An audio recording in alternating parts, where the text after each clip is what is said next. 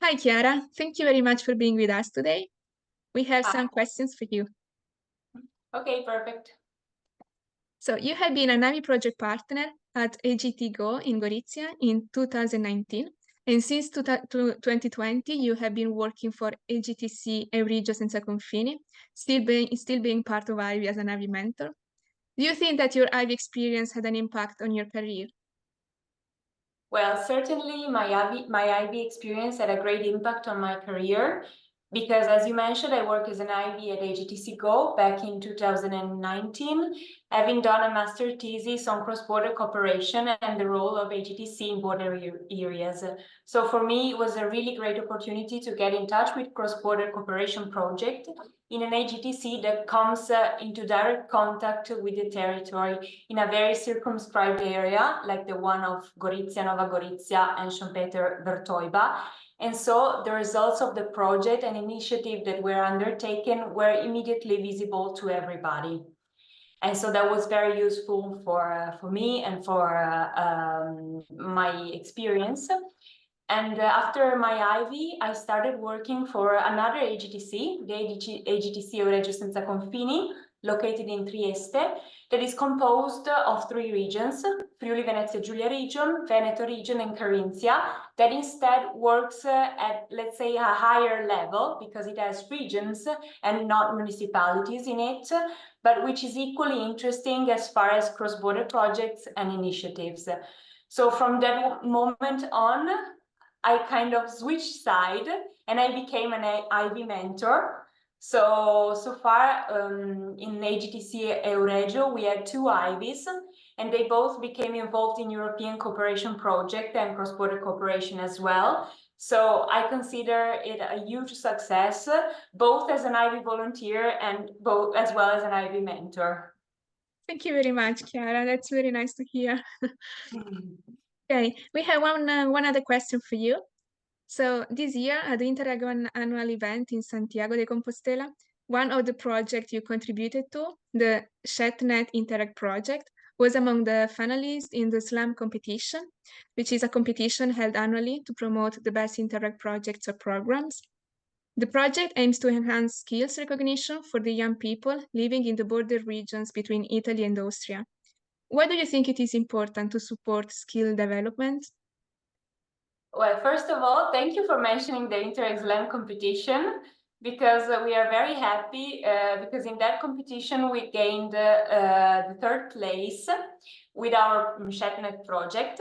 That is an acronym that stands for Without Border Education and Training. And we were awarded directly by the European Commissioner Elisa Ferreira. So it was really a huge success also for the development of cross-border skills. And to answer to your questions, well, 2023 was the European Year of Skills. And so for us, it was very important to promote this project, the ShetNet project, at a higher level. And ShetNet aimed precisely at supporting skills development among youngsters. So I would say that supporting skills development and more importantly, cross-border skills is fundamental, especially in an area as Friuli Venezia Giulia region, which has two borders, one with Slovenia and one with Austria. So for us, it's very, very important to develop transversal skills that can foster also the development of cross-border areas. And moreover, it facilitates the exchange of best practices among higher education institutions involving cross-border project and collaboration. So that maybe is the main reason why to support skills development in a cross-border area, I would add. Thank you. I can only agree with you. Talking about the Interreg annual event, indeed. This year, we also marked the launch of a new way of volunteering with IVY, as you probably heard. So starting from January 2024, each Interreg program will also be able to host an extra volunteer to help shaping the new Interreg programming period. So as a former IVY volunteer, do you think that it is important to involve young people in shaping policies and programs in Europe? And if so, why do you think so?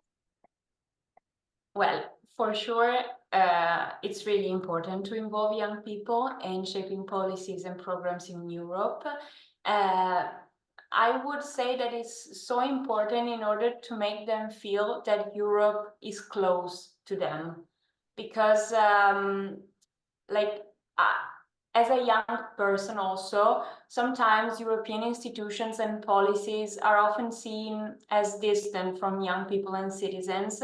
So I believe that the only way to make young people feel like European citizens is to involve them directly in shaping policies and programs.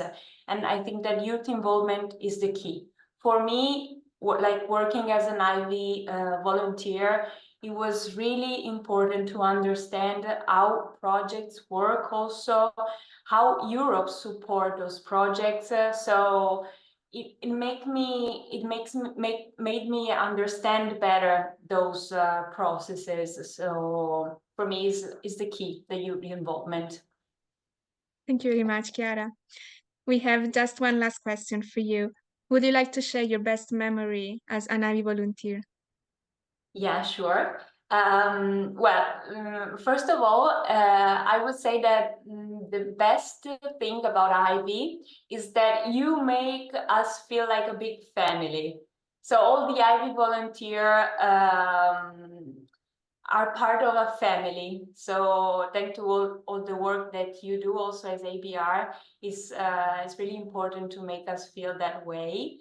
And also I would say that the best memory of my IB experience was the direct involvement I had in projects, and the warm welcome I received that made me feel like a part of the team.